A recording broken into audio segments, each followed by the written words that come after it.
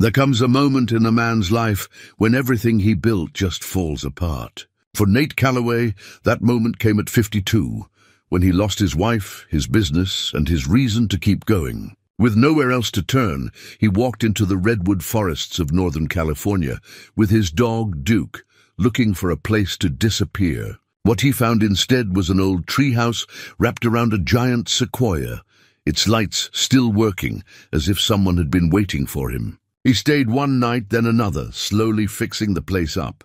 Then he found something hidden behind a wall, a journal, a key, and a secret worth $220 million. What would you do with that kind of money after losing everything? Before we continue, tell us where you're tuning in from, and if this story touches you, make sure you're subscribed, because tomorrow I've saved something extra special for you. The apartment in San Francisco had never felt emptier than it did that Tuesday morning in late September.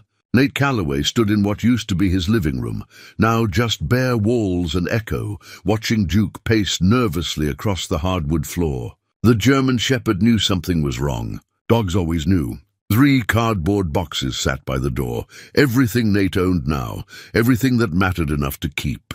28 years of marriage reduced to photographs he couldn't bear to look at, and books he'd probably never read again. The furniture had gone to Diane, the house had gone to Diane. The life they'd built together, brick by careful brick, had gone to Diane. His phone buzzed on the windowsill. Another message from his lawyer about documents that needed signing, deadlines that needed meeting, a future that needed dismantling with professional precision. Nate ignored it. He'd been ignoring a lot of things lately. Duke whined and pressed his nose against Nate's leg. The dog was 6 years old, still strong, still loyal in a way that made Nate's chest ache. At least Duke hadn't chosen sides. "We're leaving, boy," Nate said quietly, scratching behind the dog's ears. "Don't know where we're going, but we're leaving." He thought about his father then, as he often did in moments like these. Vincent Calloway had been a carpenter, a man who built things with his hands and taught his son that craftsmanship mattered, that doing something right was its own reward. "Build it to last," he'd say, running his weathered palm across a perfectly sanded board. "Build it so your grandchildren can use it." Nate had tried. God knows he'd tried. Calloway Design Solutions had started in a garage 30 years ago, just Nate and a drafting table and a dream of creating spaces that mattered. Architecture that served people, not just profit margins. He'd grown it slowly, carefully, the way his father had taught him to build, one solid piece at a time. Then he'd trusted the wrong person. Roger Hendricks had come recommended by 3 colleagues. Impressive credentials, 10 years of experience in commercial development. Nate had needed help scaling up, taking on bigger projects. Roger had seemed perfect, enthusiastic, talented, trustworthy. The embezzlement had gone on for 2 years before Nate discovered it. 2 years of carefully diverted funds, forged signatures, phantom expenses. By the time the accountant caught it, Roger had taken nearly $3 million. The company was liable. Nate was liable. Everything he'd built for 3 decades collapsed in 6 months of legal battles and creditor claims. And then Diane left. Or maybe she'd been leaving long before that. Maybe the business collapse just gave her permission to stop pretending. Either way, she'd found comfort in Roger's arms, his business partner, his betrayer, his wife's new future. The irony would have been funny if it hadn't destroyed him. The divorce had been efficient and brutal. Their children, Iris, 26, and Kenny, 24, had been forced to choose sides. They'd chosen their mother, not out of malice, Nate told himself. Just out of confusion and hurt and the basic human need to blame someone. He was convenient. He was there. He was the one who'd lost everything. Iris had cried when she told him, "Dad, I just need some space to figure this out." "It's not that I don't love you." Kenny hadn't cried. Kenny had just stopped returning calls. Nate picked up the last box and carried it to his truck, a 10-year-old Ford that had somehow survived the asset liquidation. Duke trotted behind him, tail low but present. The September morning was cool, fog still clinging to the city's edges, and Nate stood on the sidewalk, looking up at the building that had been his home for 15 years. He should feel something, he thought, sadness, anger, loss, but there was only a hollow numbness, like someone had reached inside his chest and removed something essential, leaving just the mechanics of breathing and walking and existing. His phone buzzed again. Vincent, his former best friend, not his father. They'd met in college, stayed close through marriages and children and career ups and downs. But when everything fell apart, when Nate needed someone most, Vincent's calls had become less frequent, then stopped entirely. People didn't know what to do with failure. It made them uncomfortable. Nate got in the truck. Duke jumped in beside him, settling on the passenger seat with the resigned patience of a creature who understood they were going somewhere, but not why. "North," Nate said aloud, as if saying it made it a plan. "We'll go north." He drove without really deciding to, following Highway 101 as it wound out of the city and into wine country. Rolling hills gave way to taller trees, and taller trees gave way to the ancient giants of the Redwood Coast. Nate stopped for gas in Garberville, bought a sandwich he didn't eat, and kept driving. Somewhere past the Humboldt Redwoods State Park, he saw an unmarked forest road branching off the highway. Not a proper road, really. Just two tire tracks disappearing into the trees. Something about it called to him. Or maybe he was just tired of the highway's steady direction, its insistence that he was going somewhere. He turned. The road, if it could be called that, was rough, requiring careful navigation around exposed roots and washed-out sections. Duke perked up, pressing his nose against the window, ears forward. They drove for 20 minutes, deeper into forest that felt untouched by time, where the sunlight turned green gold, filtering through the canopy. Then Duke barked. Nate stopped the truck. Through the windshield, barely visible in the late afternoon light, he saw it, a structure wrapped around an enormous sequoia, maybe 40 feet off the ground. A treehouse, but not the plywood fort of childhood imagination. This was architecture. Real walls, real windows, a wraparound deck, and impossibly incredibly, a soft golden light glowing in one of the windows. Nate sat frozen, hands on the steering wheel. This wasn't possible. They were miles from anywhere. There were no power lines, no other structures, no signs of human presence. And yet someone had built a treehouse that belonged in a design magazine, and somehow it still had electricity. Duke whined urgently, pawing at the door. "Okay," Nate whispered. "Okay, let's see." He got out slowly, every instinct telling him to leave, to not trespass, to not complicate his life further. But his architect's eye was already cataloguing details. The sturdy staircase spiraling up the trunk, the support beams integrated seamlessly with the tree's natural architecture, the precision of the joinery visible even from the ground. Someone had built this with love, with skill, with his father's kind of craftsmanship. Duke was already climbing the stairs, looking back as if to say, "Are you coming or not?" Nate climbed. Each step was solid, perfectly spaced, weathered but not weak. At the top, a small landing opened onto the deck. The door was simple wood, hand-carved with a pattern of redwood branches. Nate raised his hand to knock, then realized how absurd that was. If someone was here, they'd have heard the truck, heard Duke barking, heard them climbing. He tried the handle. It opened. The interior took his breath. Open-plan living space, maybe 400 square feet, with a kitchenette along one wall, a wood stove, built-in bookshelves, and a small study nook with a desk and chair. Mid-century modern furniture, all wood and clean lines, covered with a fine layer of dust that suggested months, maybe years, without occupants. But the light was real. A lamp glowed on the desk, powered by something Nate couldn't yet understand. On the table, held down by a smooth riverstone, was a note. Nate picked it up with shaking hands. The paper was yellowed, the handwriting careful. "To whoever finds this place when they need it most, you're welcome here. E.H. 1985. Something broke inside him then. Some dam he'd been holding against the flood of the past 2 years. Nate sank onto the couch, note still in his hand, and cried for the first time since Diane had told him she was leaving.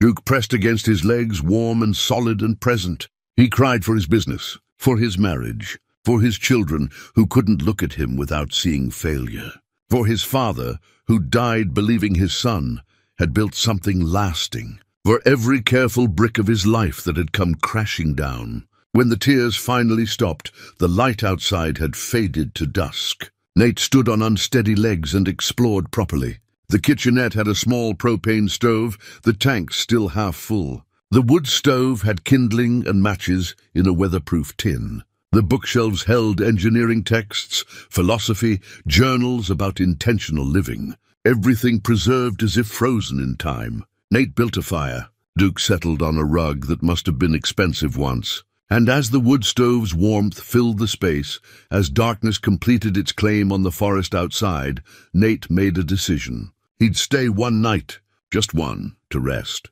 to breathe, to exist without apology or explanation. In his pocket, his phone buzzed again. A voicemail from Iris. "Dad, please call me back. I'm worried. I just want to know you're okay."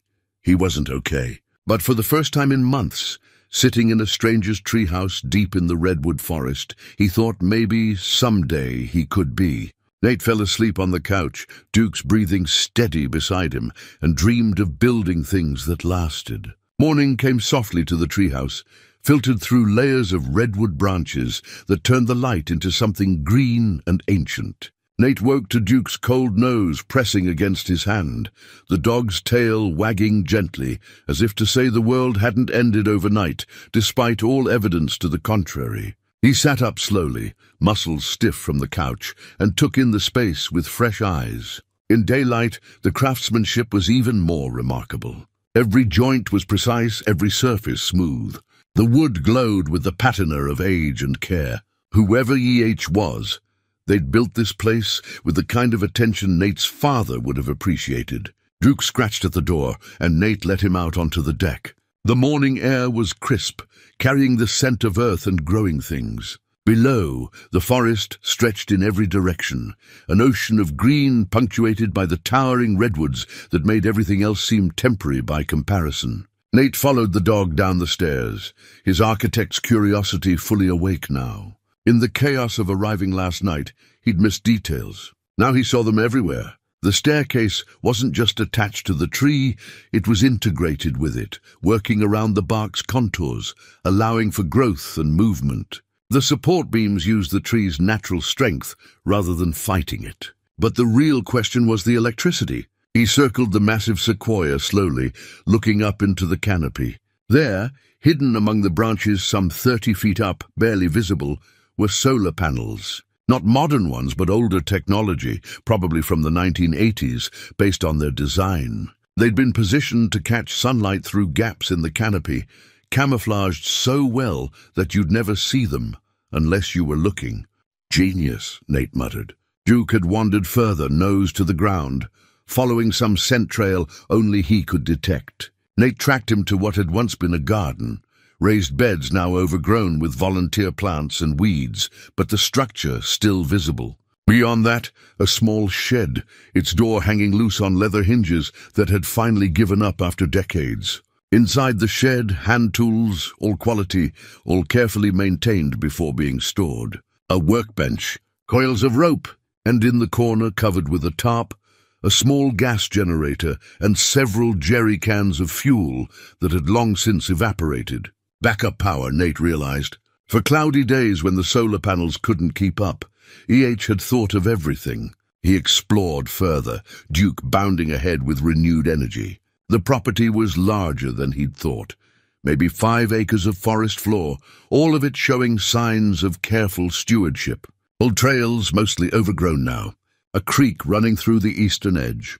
And near the creek, half hidden by ferns, a weathered boundary marker carved with the initials E.H. Nate pulled out his phone. The signal was weak, barely 1 bar, but it was something.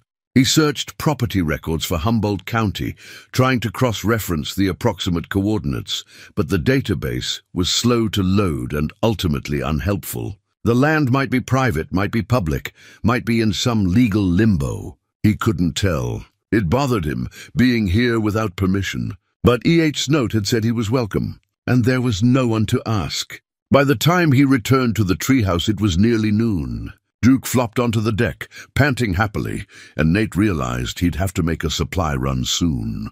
Food for both of them, water bottles, maybe some cleaning supplies, but not yet. He spent the afternoon cleaning the treehouse, the simple physical work a balm for his scattered thoughts. Dusting surfaces, sweeping floors, checking the wood stove's chimney for blockages. As he worked, he found himself settling into the space, learning its rhythms and quirks. The way the floor creaked near the study nook, the western window that caught the afternoon light perfectly, the built-in storage that revealed itself in unexpected places. His phone buzzed. A voicemail from Iris, her voice tight with worry. "Dad, it's been 2 days. Please, just text me so I know you're alive. Kenny's asking questions and I don't know what to tell him. I love you. Call me." Guilt twisted in his stomach, but he still couldn't bring himself to respond. What would he say? That he was squatting in a stranger's treehouse because he had nowhere else to go? That he'd driven north until the road ran out and hoped for some kind of sign that his life still meant something? Instead, he turned his attention to the study nook. The books on the shelf were fascinating. Advanced engineering texts from the 1970s and 80s. Philosophy works by people Nate had heard of but never read. Journals about sustainable living and intentional communities. He pulled down a volume on solar energy systems and found notes in the margins, equations and refinements in the same careful handwriting as the welcome note. Behind the books, he noticed a photograph frame lying face down. He turned it over. A man in his mid-40s stared back at him, lean and intense, with dark hair and the kind of eyes that suggested he was always calculating something. He stood in front of the treehouse, this treehouse, wearing clothes that screamed 1980s, high-waisted jeans, a plaid shirt, a digital watch that was probably cutting edge at the time. His expression was hard to read. Not quite smiling, but not unhappy either. Resolved, maybe. A man who'd made a choice and was living with it, presumably. Nate set the photo on the desk and leaned back in the chair. The man had built something remarkable here. A retreat from something, or a retreat towards something. Maybe both. As evening approached, Nate made a simple dinner from the supplies in his truck. Crackers, cheese that was starting to age, an apple. He shared pieces with Duke and watched the light fade through the windows. He should leave tomorrow, he thought. Make the supply run and keep driving. Find a cheap motel. Figure out his next move. Start the long process of rebuilding a life from nothing. But as he prepared for his second night in the treehouse, drawn by its strange comfort and the mystery of the man who'd built it, Nate found himself examining the study nook more carefully. The desk was beautifully made, with small drawers and cubbies for organization. He opened them one by one, finding old pens, paper clips, a ruler marked in both inches and centimeters. And then he noticed the wall behind the desk sounded different when he tapped it. Hollow. His heart rate picked up. He ran his fingers along the wood paneling, feeling for seams, for any indication of there. A slight gap, nearly invisible, outlining a rectangular section about 2 feet wide and 3 feet tall. Nate hesitated. He was already trespassing. Opening a hidden compartment felt like crossing another line entirely. But curiosity and the architect's need to understand a space's full design won out. He worked carefully, finding the small catches that held the false panel in place. It swung open on hidden hinges, revealing a shallow space between the walls. Inside, a leather-bound journal, its cover worn smooth with handling.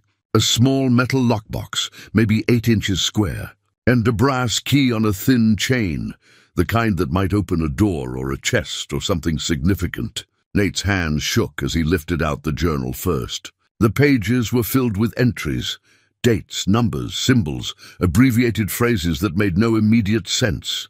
Some kind of code or shorthand. But the last page, written in plain English, made his breath catch. If you're reading this, I'm gone. The key opens what matters. Coordinates 40.7234 degrees N, 124.09, 12 degrees W, EH. The lockbox was locked, and the brass key didn't fit. Wrong size entirely. Nate sat on the floor, journal in his lap, key dangling from his fingers, and stared at the coordinates written in a dead man's hand. He could plug them into his phone right now. They were probably only miles away, maybe closer. This was bigger than shelter. bigger than a peaceful place to hide while his life sorted itself out.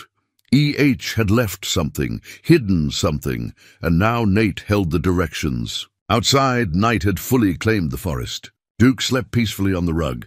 The lamp cast its soft glow over the study nook, and Nate Calloway, who'd come to the redwoods to disappear, realized he'd stumbled into someone else's carefully constructed mystery. He should walk away. Pack up tomorrow, leave the journal and key where he'd found them, let E.H.'s secret stay buried. But even as he thought it, he knew he wouldn't.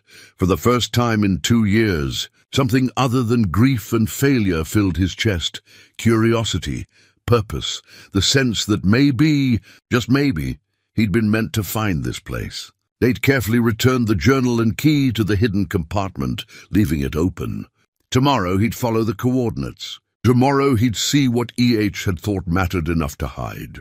Tonight, he'd sleep with the weight of someone else's secret pressing gently against his thoughts and dream of mysteries that might have answers. Morning found Nate at the study desk, the coded journal open before him and a mug of instant coffee cooling at his elbow. He'd made the supply run at dawn, a quick trip to the nearest town for basics, and returned with a sense of urgency that surprised him. The journal had occupied his thoughts all through the night, its cryptic entries promising something he couldn't yet name. The entries spanned from April 1982 to March 1985, each one a mix of dates, symbols, and abbreviated phrases that refused to yield meaning. The project Phase 3 complete.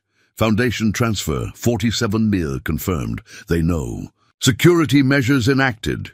Nate created a simple spreadsheet on his phone, cataloging symbols and their frequency, looking for patterns. It was slow work, made slower by the weak cell signal and his own rusty analytical skills. He'd been an architect, not a cryptographer.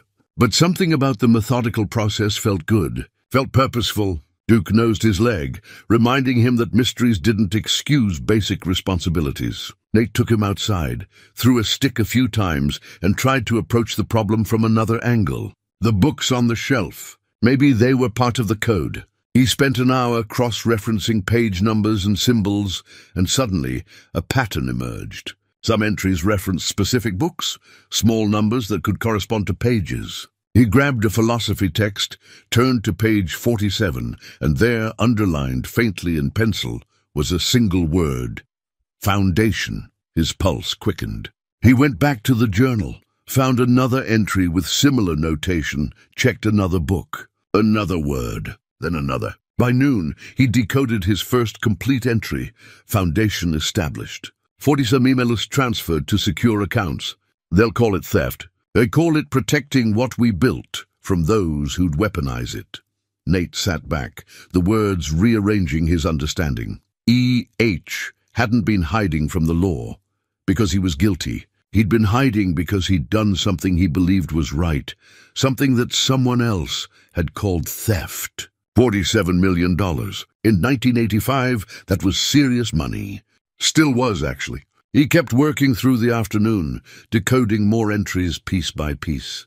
A picture emerged. E.H. Edward Holbrook, he now knew, had discovered his investors were planning to sell his company's research to military contractors. The technology involved early machine learning algorithms, artificial intelligence work that was cutting edge for the 1980s, work that could be used for autonomous weapons systems. Edward had refused. And when they'd moved forward anyway, he'd taken what he felt was rightfully his, the money he and his research team had generated, and disappeared.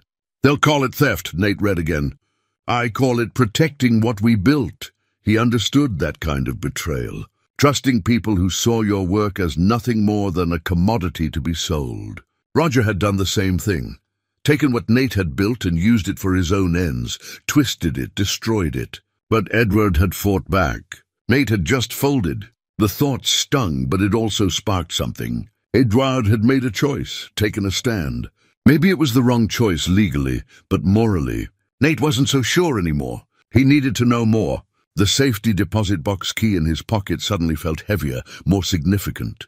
If Edward had hidden something at those coordinates, whatever he'd locked away might explain everything. Nate checked the coordinates on his phone's map, about 3 miles north, accessible by a hiking trail that wound through the forest toward the coast. He could make it there and back before dark if he left now.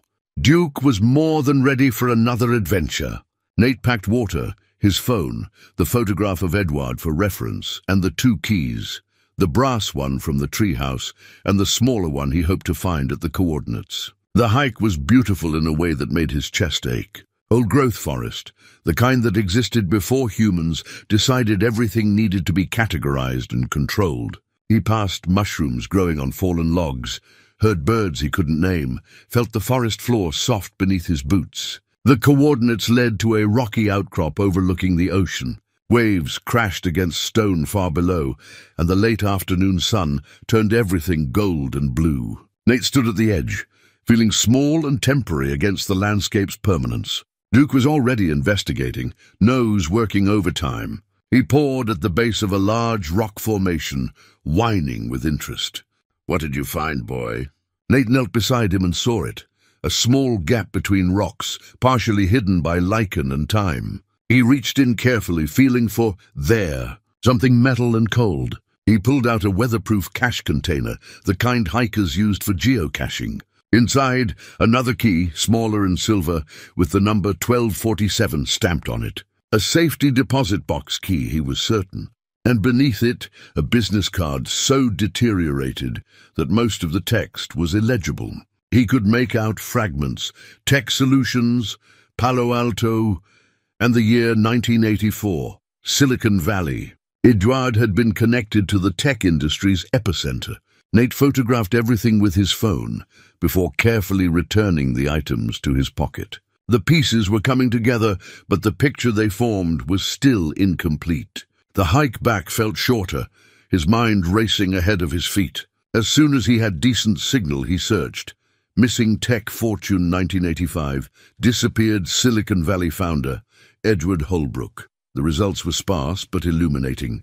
A few old news articles, archived forum discussions, a Wikipedia stub that barely scratched the surface. Edward Holbrook, founder of Holbrook Tech Solutions, had vanished in March 1985 amid accusations of embezzling $47 million from investors. The company had collapsed. Lawsuits had been filed. Edward was never found, and speculation ran from flight to South America to suicide in some remote location. One article included a photograph.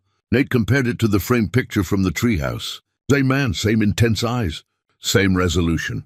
The Holbrook case, one headline called it, as if Edward's entire life could be reduced to a mystery for bored internet sleuths to solve. By the time Nate returned to the treehouse, dusk was settling in. He fed Duke, made himself a simple dinner, and sat at the desk with the journal and his phone, reading everything he could find about Edward Holbrook. The official story painted him as a thief and a coward, but the decoded journal entries told a different story. A man who'd tried to stop his work from being weaponized, who'd taken money he felt was owed to the people who'd actually created the technology, who'd disappeared not out of greed but out of principle. Nate's phone rang, startling him. Iris. He'd been avoiding her calls, but guilt finally won. "Dad," her voice cracked with relief. "Oh my God, Dad, where have you been?" "I'm okay, honey. I'm up north just taking some time to think." Time to think? It's been almost a week. I've been terrified. Kenny's been terrified even if he won't admit it. I'm sorry. I should have called sooner. Where are you exactly? Suspicion edged into her relief. Just north of the Redwoods. Humboldt area. I found a quiet place to stay, and I'm figuring some things out. A pause. Are you safe? Are you eating? Dad, talk to me. I'm safe. I promise. Duke's with me. We're both fine. Another pause, longer this time. Mom's selling the house. And your storage unit. The lease is up next month. The facility manager called me because they couldn't reach you. The house. His storage unit. The last fragments of his old life being dismantled while he played detective in a dead man's treehouse. I'll deal with it, he said, though he had no idea how. Dad, I'm worried about you. This isn't like you, just disappearing. Maybe the old me wouldn't have. But I'm not sure who I am right now, Iris. I need time to figure that out. Her voice softened. Okay, but please stay in touch. Text me every day so I know you're alive. Can you do that? I can do that. I love you, Dad. I love you too, honey. After she hung up, Nate sat in the quiet, feeling the weight of two worlds. His daughter's worry, his son's anger, his ex-wife moving on. And here, in this treehouse, a mystery that had nothing to do with him, but somehow felt more real than anything in his actual life. He opened the journal again, studied the safety deposit box key. First, National Bank of Eureka. He'd seen it during his supply run this morning. An old building, solid and permanent, the kind of place that might still have a box from 1985. But he had no legal right to access it. He wasn't Edward's heir. He was just a man who'd stumbled into a dead man's sanctuary and gotten curious. His father's voice echoed in his memory. A man's character shows when nobody's watching. What did his character look like now? Trespassing, reading private journals, contemplating fraud to access a safety deposit box that wasn't his? Or was it curiosity? The basic human need to understand, to make sense of something, to give meaning to a stranger's sacrifice. Nate didn't know, but he knew he couldn't stop now. Tomorrow he'd go to the bank. He'd ask careful questions. He'd see if Box 1247 still existed. And if it did, he'd figure out what came next. He fell asleep at the desk, journal open. Duke's gentle snoring a counterpoint to the wind, moving through the redwoods outside. And in his dreams, he and Edward sat across from each other in the treehouse, two men who'd trusted the wrong people. And Edward asked him a single question: what are you going to build from here? A week had passed since Nate first climbed the treehouse stairs, and he'd settled into a rhythm that felt almost like living rather than just surviving. Morning coffee on the deck, watching mist rise from the forest floor. Hours spent decoding journal entries, each one adding depth to Edward Holbrook's story. Afternoons repairing small things around the treehouse, a loose board here, a sticking window there. The kind of maintenance work that kept his hands busy while his mind processed. Duke had transformed too. The anxious pacing had stopped. He slept deeply now, played with the enthusiasm of a younger dog, seemed to understand they'd found something worth staying for. Nate had made progress on the journal. The book cipher had unlocked dozens of entries, revealing Edward's moral struggle in painful detail. One entry from June 1984 particularly struck him. Met with investors today, showed them the peacetime applications, medical diagnostics, education tools, accessibility tech.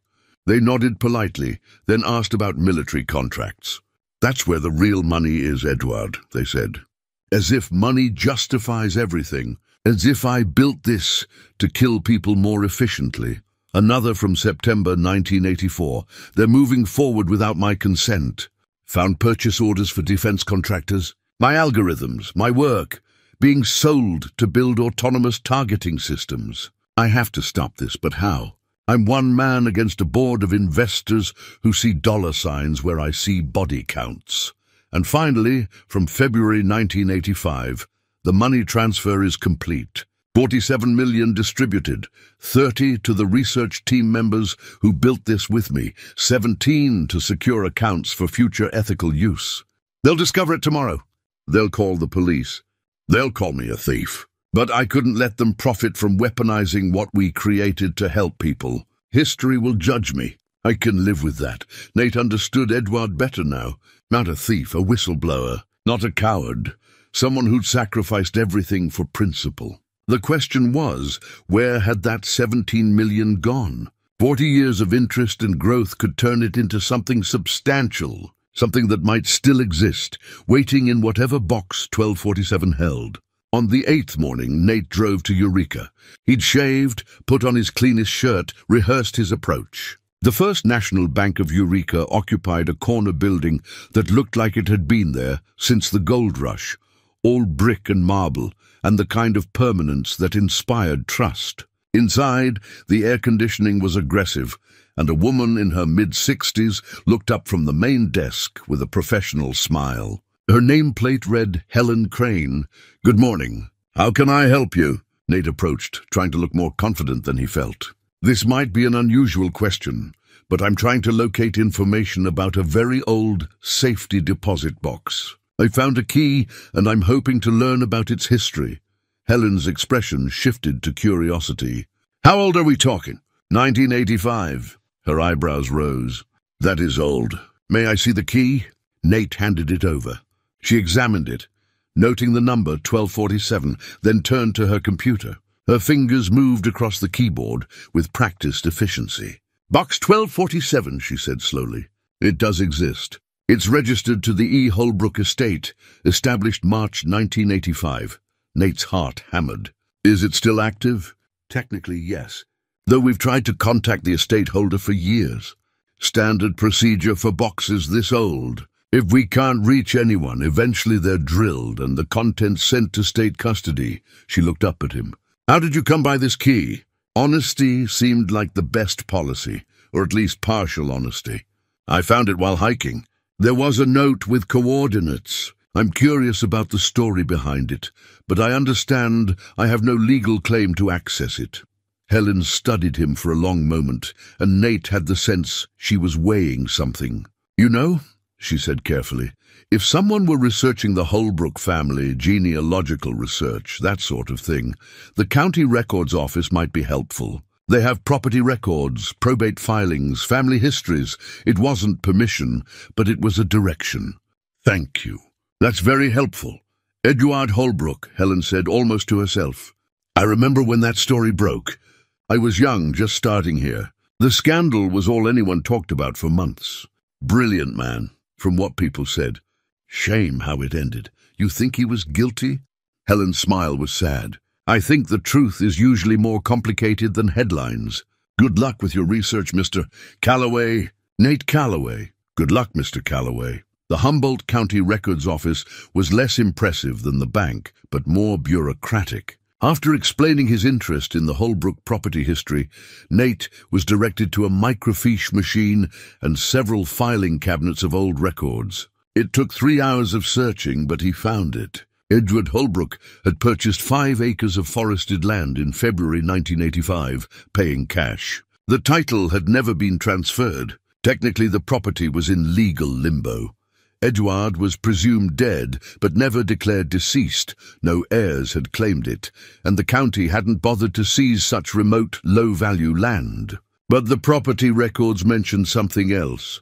Edward had a sister, Margaret Holbrook, with a 1985 address in Portland, Oregon. More searching revealed Margaret had died in 2003, but she'd had a daughter, born in 1967, Beverly Holbrook Strand, still living in Portland according to the most recent records Nate could access. Edward's niece, his legal heir, if such things mattered after 40 years. Nate sat back in the uncomfortable chair, processing. He could contact Beverly, explain what he'd found, give her the information and step away.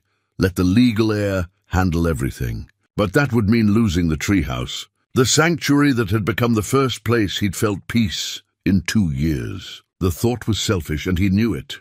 But it was also honest. He drove back to the treehouse in the late afternoon, exhausted from the day's detective work. Duke greeted him with enthusiasm, and Nate took him for a long walk through the forest, thinking through his options. He could keep quiet, stay in the treehouse, live off what little money he had left, decode the journal, and never touch anything that wasn't his. Or he could do the right thing.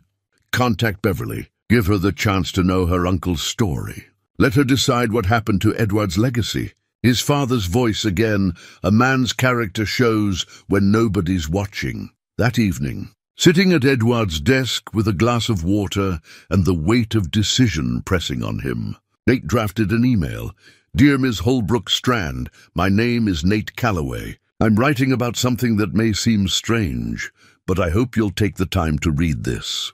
I recently discovered a treehouse built by your uncle, Edward Holbrook, in the Humboldt County forest. I've also found journals and documents that tell a very different story than the one reported in 1985. Your uncle wasn't a thief. He was trying to prevent his work from being weaponized. I have evidence that supports this, and I believe you have a right to know the truth about what happened to him. If you're willing to discuss this, I can be reached at this email or by phone. I understand this must seem suspicious, and I'm happy to provide verification of what I've found. Respectfully, Nate Calloway. He included his phone number, attached a photo of the treehouse, and before he could second-guess himself, clicked send. The next 3 days were torture. Nate checked his email obsessively, jumped every time his phone buzzed, imagined a dozen different responses or no response at all. He continued decoding the journal. More entries revealed Edward's time in the treehouse, his attempts to continue his research ethically, his loneliness, his hope that someday someone would understand what he'd tried to do. On the 4th day, his phone rang. Unknown number, Portland area code. "Hello? Mr. Calloway?" A woman's voice, cautious but not hostile. "This is Beverly Strand. I got your email about my Uncle Edward." Nate's hand tightened on the phone. "Thank you for calling. I wasn't sure you would. I almost didn't. I've spent my whole life with people asking me about my uncle, usually to accuse or mock. But your email was different. You said you had evidence?" "I do. A journal, mostly coded, but I've been decoding it. It tells his side of the story. Why he did what he did." A long pause. "My mother died believing her brother was a criminal and a coward. She never forgave him for abandoning our family. If what you're saying is true, I think it is. But you should see for yourself. The treehouse, the journal, everything. You're his heir. You have more right to this than I do." Another pause, and Nate could hear emotion creeping into her voice. "Can I come see it? Would this weekend work?" "Yes, absolutely." They made arrangements. Beverly would drive down Saturday with her husband. Nate gave directions, tried to manage his own conflicting feelings. Relief that he'd done the right thing. Fear that he'd lose this sanctuary. Hope that Edward's story might finally be understood. After the call ended, Nate sat on the deck watching evening settle over the forest. Duke pressed against his leg, sensing his mood. "Well, boy," Nate said quietly, "I guess we're about to find out what happens when you tell the truth." The journal lay open on the desk inside, Edward's words waiting to vindicate a man who'd been dead for nearly 2 decades. And Nate, who'd come to the forest to hide from his failures, had somehow become the keeper of another man's redemption. The days leading up to Beverly's visit felt suspended somehow, as if the treehouse and the forest around it were holding their breath. Nate threw himself into preparation, cleaning more thoroughly, organizing the decoded journal entries into a coherent timeline, trying to present Edward's story in a way that would honor the man's memory. He discovered more about Edward through the space itself. Small carvings in the wooden beams revealed themselves under close inspection. Mathematical equations, dates, and once, touchingly, the name Margaret carved with evident care. Edward hadn't forgotten his sister, even in exile. The birdhouses Nate had noticed scattered around the property weren't random. They were precisely positioned to encourage specific species. Edward had been creating a sanctuary for more than just himself. Duke seemed to sense something was changing. He stayed close, watching Nate with thoughtful brown eyes, occasionally pressing his head against Nate's leg as if to say, "Whatever happens, I'm here." On Thursday evening, Nate's phone rang. Iris. "Dad, I need to ask you something, and I need you to be honest." Her tone made his stomach clench. "Okay, where exactly are you?" "Kenny and I have been talking, and we want to come visit. This weekend, if possible. We need to see that you're actually okay. The timing couldn't be worse. Honey, this weekend isn't great. I've something I need to—" "Dad," her voice cracked. "Please, we're worried." Kenny finally admitted he's been having nightmares about you. He won't say it, but he's scared you're going to do something desperate. "We need to see you." The words hit like a physical blow. His children thought he might hurt himself. And why wouldn't they? He disappeared without explanation, avoided their calls, abandoned everything familiar. "I'm not going to hurt myself," he said firmly. "I promise you, Iris, I'm okay. Better than okay, actually. But this weekend, I'm meeting someone important. Someone connected to where I'm staying. Connected how?" He couldn't explain over the phone. "It's complicated." "How about next week? Come up next Saturday. I'll meet you in Eureka. We can have lunch and I'll explain everything." A pause. "You swear you're safe? You swear this isn't—" "I swear. On your grandfather's memory, I swear." "Okay." She exhaled shakily. Next Saturday.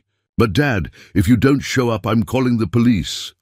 I'll show up. After the call, Nate sat with the weight of what his disappearance had done to his children. He'd been so focused on his own pain that he'd failed to consider theirs. They'd lost their father before, to the business collapse, to the divorce, to his depression, and now they thought they might lose him permanently. He texted them both. I love you. I'm safe. I'm sorry I scared you. Next Saturday I'll explain everything. Kenny's response came an hour later. Okay.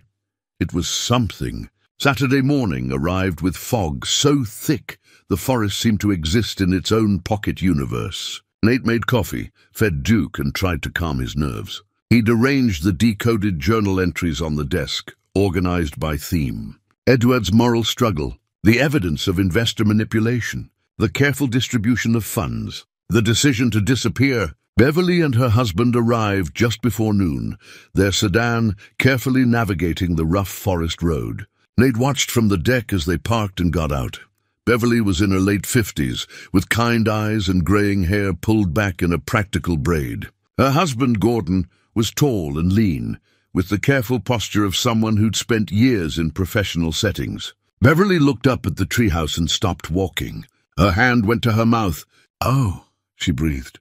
Oh, my God. Nate descended the stairs. Mrs. Strand? I'm Nate. She barely glanced at him, her eyes fixed on the structure above. He built this. Edward built this. He did. It's remarkable craftsmanship. Gordon extended his hand. Gordon Strand. Thank you for contacting us. We didn't know what to expect. Please, come up. There's a lot to show you. The climb up the stairs seemed to affect Beverly emotionally. She touched the railing, the treads, running her fingers over the wood, as if trying to feel her uncle's hands in the work. When they reached the deck, she stopped again, looking out at the forest view. He loved the redwoods, she said softly. When I was little, before everything happened, he used to take me hiking. He'd say the trees made him remember what mattered. Inside the treehouse, Beverly moved slowly, taking in every detail. She touched the furniture, examined the books, studied the wood stove. Gordon stayed close, supportive but letting her process. It's beautiful, Beverly whispered. It's so beautiful. Nate showed them the hidden compartment, the journal, the decoded entries he'd organized. Beverly sat at the desk and began reading, tears streaming down her face as she absorbed her uncle's words. My mother, she started, then stopped. My mother died believing he'd abandoned us, that he'd stolen money and run away like a coward. She carried that shame her whole life. Gordon put a hand on her shoulder. Maybe now we can correct that. They spent hours going through everything. Nate explained his own discovery of the treehouse, his decision to decode the journal, his research into Edward's story. He showed them the property records, the evidence of the safety deposit box, the coordinates where he'd found the second key. Gordon, who turned out to be an attorney, asked careful questions. The statute of limitations on the embezzlement charge would have expired decades ago. And if what these journals show is true, that Edward was preventing illegal weapons sales, he might have had legal protection as a whistleblower. Would have, Beverly said bitterly. But he never got to defend himself. He just disappeared. Because he was protecting you, Nate said gently. There's an entry from his last week before leaving. He talks about his sister and her daughter, you. He says the investors threatened to involve family members in the investigation to make your lives difficult. He disappeared to protect you from that. Beverly found the entry and read it aloud, her voice breaking. Margaret will hate me for this. Beverly will grow up hearing terrible things about her uncle. But they'll be safe. The investors won't have any leverage to use against my family if I'm gone. That's what matters. That's what I can give them. Safety, even if it costs me everything else. The room was quiet except for Beverly's quiet crying. Gordon held her and Nate looked away, giving them privacy. Finally, Beverly wiped her eyes and looked at Nate. Why did you contact me? You could have kept this to yourself. Kept the treehouse. No one would have known. Your uncle left a note welcoming whoever needed this place. He was generous in his exile. The least I could do was honor that by telling you the truth about him. Gordon spoke up. The safety deposit box. As Edward's closest living relative, Beverly has legal standing to access it. We should do that soon. Beverly nodded, still looking around the treehouse. "He kept us close," she said, pointing to the carved names in the beam. "Even when he couldn't be with us, he kept us close." They found more evidence of that throughout the afternoon, a small photo album hidden in a drawer, containing pictures of Beverly as a child, Margaret at various family gatherings, holidays Edward had missed but documented through photographs someone must have sent him. "He saved these," Beverly said, flipping through the album. "All these years, alone out here, and he saved these." As evening approached, they shared a simple meal on the deck. Beverly asked Nate about his own story, and he found himself being honest in a way he hadn't been with anyone, about the business failure, the divorce, the sense of having lost himself completely. "That's why you understand," Beverly said. "You know what it's like to have everything collapse." "I suppose I do." "What Edward built here," she gestured at the treehouse, the forest, "it's not just a hiding place. It's a testament to what you can create when you refuse to let bitterness win." Gordon cleared his throat. "We should discuss next steps. The bank, obviously. But also, Beverly, you need to think about what you want to do with this property. As Edward's heir, it's yours." Beverly looked at Nate. "What do you want?" The question caught him off guard. "It's not my place to—" "Please, tell me honestly." Nate took a breath. "I want this place to keep being what Edward made it. A sanctuary. I've found something here I didn't know I was looking for. But it's not mine to claim. What if we work together?" Beverly said slowly. "Whatever's in that safety deposit box, we approach it as partners. Edward's heir and the man who found his story. We figure out together how to honor what he tried to do." Gordon looked concerned. "Beverly, that's generous, but Uncle Edward welcomed whoever needed this place. Nate needed it. He found it. And he could have kept all of this secret, but he didn't. That matters. They agreed to visit the bank Monday morning, all three of them. Beverly and Gordon would stay at a hotel in Eureka for the next few days. Whatever they discovered in Box 1247 would determine their next steps. As they prepared to leave, Beverly touched Nate's arm. "Thank you for giving me back my uncle, for letting me know he wasn't what they said he was." After they left, Nate sat on the deck in the gathering darkness, Duke beside him. The treehouse felt different now, less like a secret he was keeping, and more like a story that was finally being told. His phone buzzed.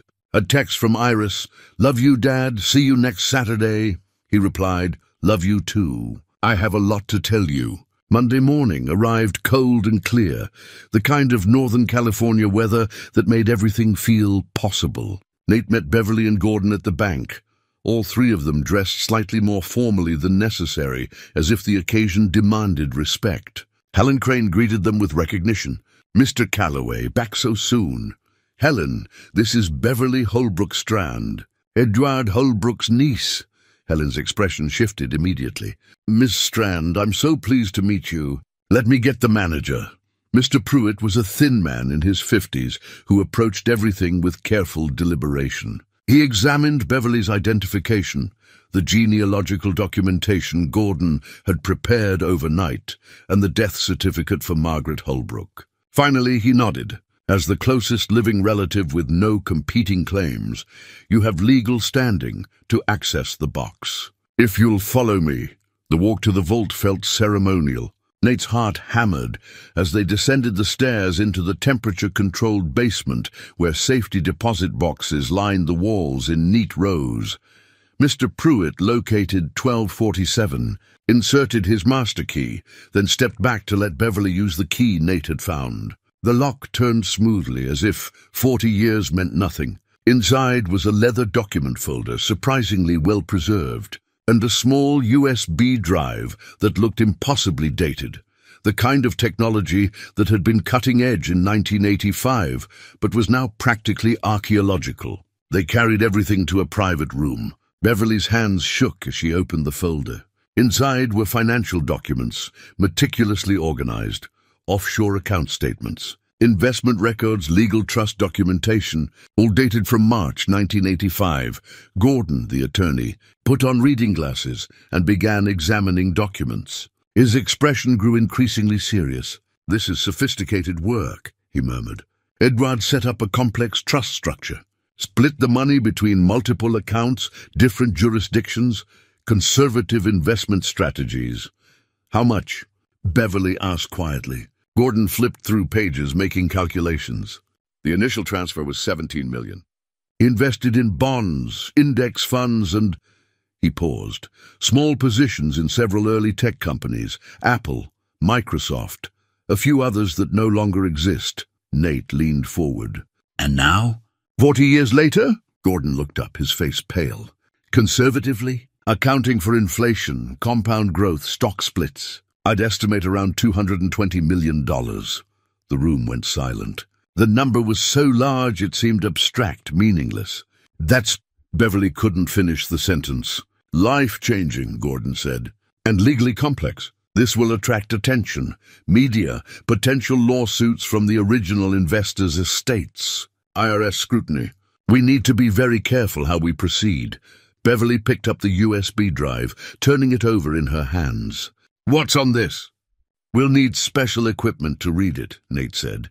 That's a format from the mid-80s. Most modern computers won't have the interface. I know someone, Beverly said slowly. A tech archivist at Portland State. She specializes in recovering data from obsolete media. They spent the next hour with Mr. Pruitt, completing paperwork to officially transfer the box's contents to Beverly. Helen brought them coffee and tactfully didn't ask questions, though her curiosity was evident. Outside, standing in the parking lot with the leather folder secured in Gordon's briefcase, Beverly looked overwhelmed. This is real, she said. This is actually real. We need to be strategic, Gordon cautioned. Once word gets out, and it will, you'll be under tremendous pressure. People will come forward claiming Edward owed the money, that they have rights to these funds, that my uncle was still a thief, Beverly finished. Just a successful one. Not if we control the narrative, Nate said. Edward documented everything. His reasons, his moral stance, the evidence of what the investors were planning. If we present the complete story, that's still risky, Gordon interrupted. Defense contractors from the 1980s, if they're still operating, won't want this information public. Then we make it so public they can't suppress it, Beverly said, her voice gaining strength. We tell the whole truth. Edward's story. The weapons development. The money, everything. They agreed to regroup after Beverly got the USB drive analyzed. She'd contact her friend at Portland State, see how quickly they could recover the data. Gordon would begin preliminary legal research on the trust structure and Edward's potential whistleblower protections. Nate returned to the treehouse, feeling like he'd stepped into something much larger than he'd anticipated. Duke greeted him with uncomplicated enthusiasm, and Nate took him for a long walk, trying to process. $220 million. Edward had been protecting that for 40 years, waiting for someone to find it and use it the way he'd intended. The trust documents had specified the money was for advancement of ethical technology and support of those displaced by corporate exploitation. Edward had been planning this legacy all along. That evening, Nate's phone rang. Beverly, the tech archivist can see us Wednesday. Can you come to Portland? I'd like you there for this. Of course. Nate, thank you for finding this, for caring enough to dig into a stranger's story. He's not a stranger anymore, Nate said. Not to either of us. The next morning, Tuesday, Nate forced himself to deal with his own life. He called his storage facility, arranged to keep the unit for 3 more months. He texted Iris confirming their Saturday lunch. He looked at his bank account and winced at how little remained. The irony wasn't lost on him. He'd discovered a fortune, but he was still broke. His phone rang. Unknown number, but local area code. Mr. Calloway, this is Philip Chen from Arcata Data Recovery. Helen Crane at the bank gave me your number. She mentioned you might have some obsolete media that needs reading. Nate's surprise must have been audible. She did? Helen's my cousin. She's very good at connecting people who need help. Do you have a USB drive from the 1980s? Actually, yes. But I'm taking it to Portland tomorrow. I can have results by this evening if you bring it by. I've got all the equipment here. Portland State is great, but they're backed up for weeks. Unless you want to wait? Nate thought fast. What's your rate? For Helen's referral? $200, regardless of how long it takes. She says you're doing something interesting with the Holbrook story. I remember when that broke. I was just a kid, but my dad worked in tech. He always said there was more to it than the news reported. Give me your address. I'll be there in an hour. He called Beverly, explained the situation. She agreed immediately. The faster they knew what was on the drive, the better. Philip's shop in Arcata was exactly what Nate expected. Cluttered, technical, with the slight smell of electronic equipment and coffee. Philip himself was in his 50s, Chinese-American, with the patient demeanor of someone who spent his days coaxing secrets from reluctant machines. This is a verbatim data life from 1985, Philip said, examining the drive. Good quality for its time. If it was stored properly, the data should be intact. How long will it take? Give me 3 hours. There's a coffee shop down the street. I'll call when I've got something. Nate spent those 3 hours in an agony of anticipation. He tried to read, gave up. Tried to work on decoding the last few journal entries. Couldn't concentrate. Finally walked Duke around downtown Arcata, both of them restless. Philip called at 4:30. You need to come see this. And bring your friend from Portland. This is significant. When Nate arrived back at the shop, Philip's expression was serious. I'm going to show you what's on here, but first I need to understand something. What are you planning to do with this information? Tell the truth about Edward Holbrook. Clear his name. Philip nodded slowly. Good, because what he documented here, it's explosive, still relevant, still dangerous to some very powerful people. He turned his monitor so Nate could see. 3 folders, clearly labeled, research documentation, investor evidence, and current applications. The research documentation is Edward's original AI work. It's brilliant even by today's standards. Frameworks for ethical machine learning, accountability structures, bias detection, concepts we're still struggling with now.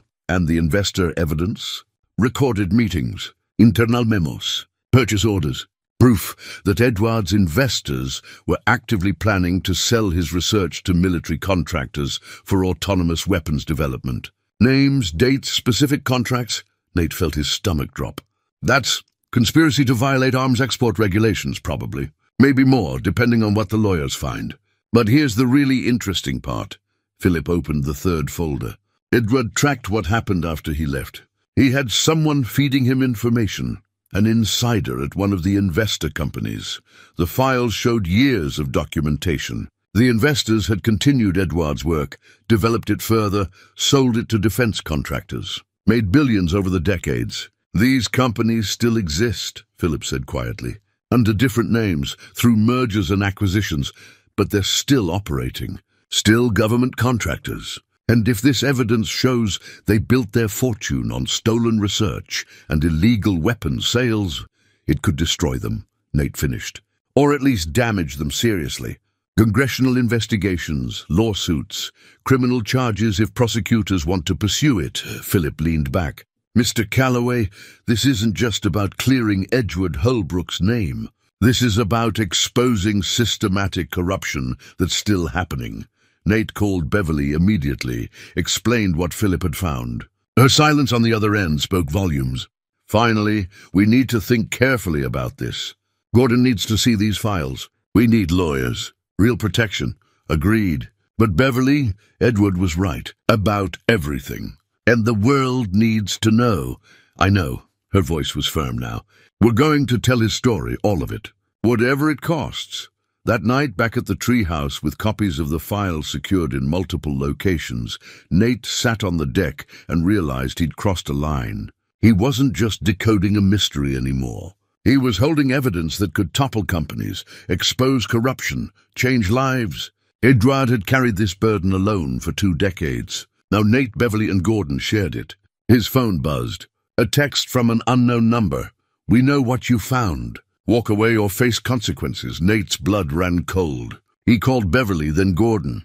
By midnight, they'd had an emergency video conference and made a decision. They'd accelerate the timeline, go public within the week. Once the information was out, they'd be safer.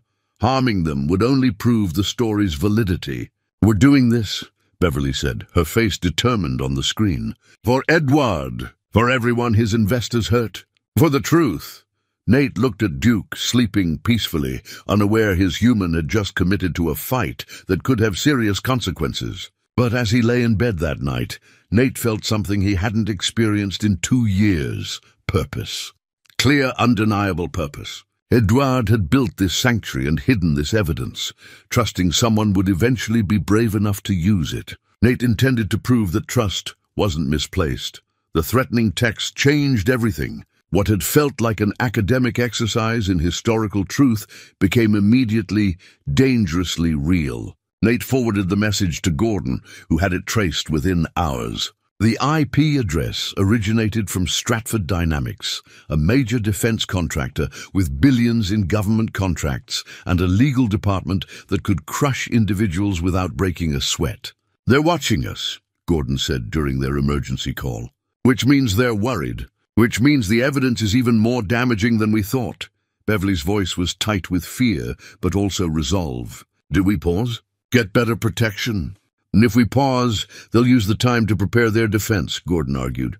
"File injunctions, discredit us preemptively, maybe worse. Our best protection is speed and publicity." They made the call. Go public in 72 hours instead of the week they'd planned. Nate spent the next morning coordinating with Philip, who agreed to prepare a technical analysis of Edouard's research for publication. Beverly worked from Portland on foundation paperwork and media outreach. Gordon assembled a legal team and filed preliminary whistleblower protections. And then Nate called his daughter. "Dad, is everything okay?" "Iris, I need to tell you something. There's a situation developing and I want you to hear it from me first." He explained everything: the treehouse, Edouard, the evidence, the threat. He expected her to be alarmed, to beg him to walk away. Instead, after a long silence, she said something that surprised him. "You found something worth fighting for. It's going to get messy. There might be media attention, maybe legal complications. Dad, I'm a lawyer. I know how to handle pressure. The question is, do you believe this is right?" "I do." "Then I'm with you. So is Kenny, whether he admits it yet or not."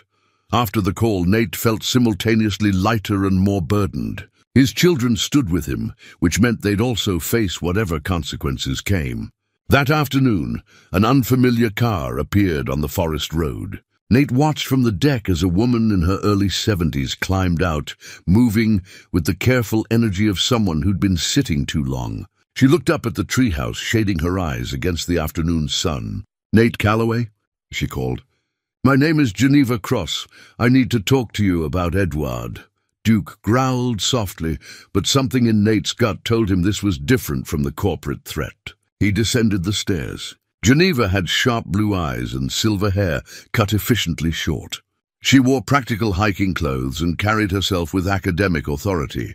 "How did you find me?" "Helen Crane is my cousin." She mentioned Beverly's visit to the bank. "I've been waiting 40 years for someone to find Edouard's treehouse." She paused. "I worked with him. I was part of his research team." Nate's breath caught. "You're one of the people he sent money to?" "Anonymously, yes. $200,000 appeared in my account in March 1985 with a note that said only, 'For the work we did. Use it well. It changed my life. I got my PhD, became an ethics professor, spent my career teaching responsible innovation. Why are you here now?" Geneva's expression grew intense. "Because Helen mentioned you found something. And if you found what I think you found, you need to know the whole story. Edouard didn't just disappear with evidence. He continued his work." She climbed to the treehouse at Nate's invitation, and her reaction to seeing the interior was visceral. She touched surfaces Edouard had touched, examined the books, stood in the study nook with tears streaming down her face. "He lived here," she whispered. "He made a life here. You cared about him. I loved him." The admission was simple, painful. Never told him. He was so focused on the work, on the ethics of what we were building. And then everything fell apart. Nate showed her the decoded journal entries, the documents from the safety deposit box, the files from the USB drive. Geneva read with growing excitement. "This is exactly what I hoped existed. Edouard's ethical frameworks. They're 40 years ahead of where we are now. algorithmic bias, autonomous decision-making, accountability structures. We're still struggling with concepts he'd solved. There's more, Nate said. Evidence about the investors, about weapons development. I know about that. I was there. Geneva's voice hardened. They wanted to turn our research into killing machines. Edward tried to stop them legally, but they had the board votes. So he did the only thing he could. He took the resources and ran. Did you know where he went? No, I assumed he was dead, honestly. Maybe suicide. Maybe hiding somewhere he could never be found. I hoped he'd found peace. She looked around the treehouse. He built this. He found something. Geneva stayed through the evening, sharing memories of Edward, his brilliance, his kindness, his absolute unwillingness to compromise on ethics, even when it cost him everything. She described the research team's devastation when he disappeared, the way the investors spun the narrative, how everyone who'd worked with Edward was painted as either complicit or naive. They destroyed his reputation to protect themselves, Geneva said, made him the villain, so no one would look closely at what they were doing. As darkness fell, Geneva made a suggestion that shifted everything. If you're going public with this, you need more than documents. You need context, expert validation. I can help with that.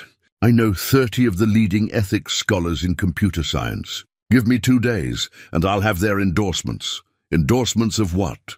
Edward's ethical frameworks. Academic papers showing that what he developed 4 decades ago addresses problems we're facing right now.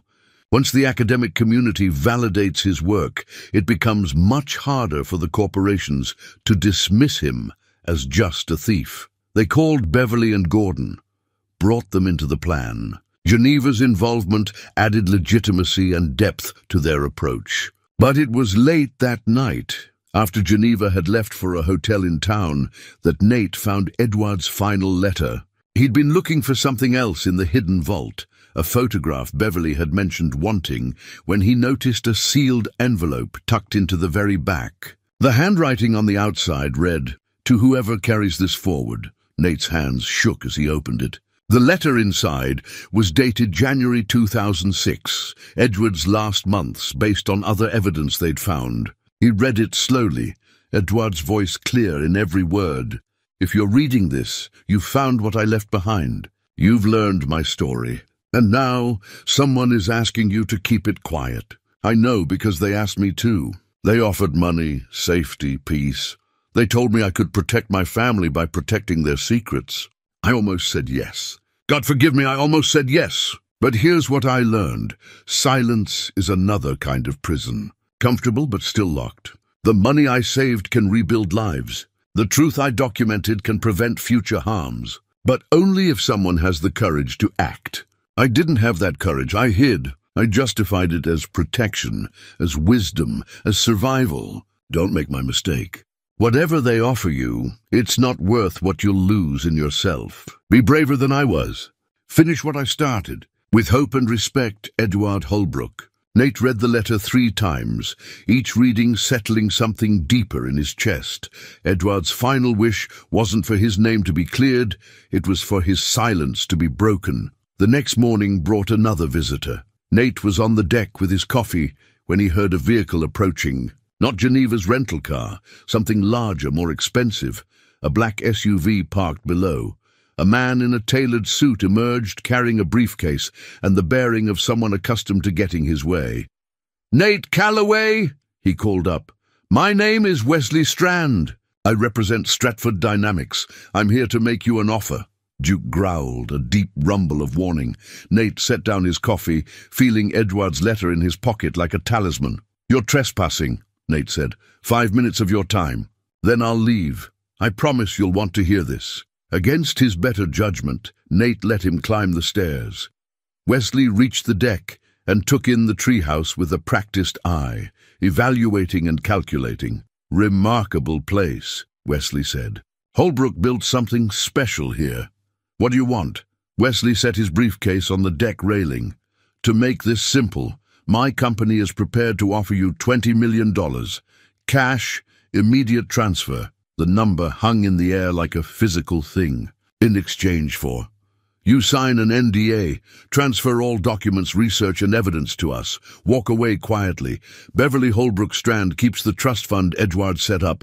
We won't contest her claim. But everything else, the research, the evidence, that stays private.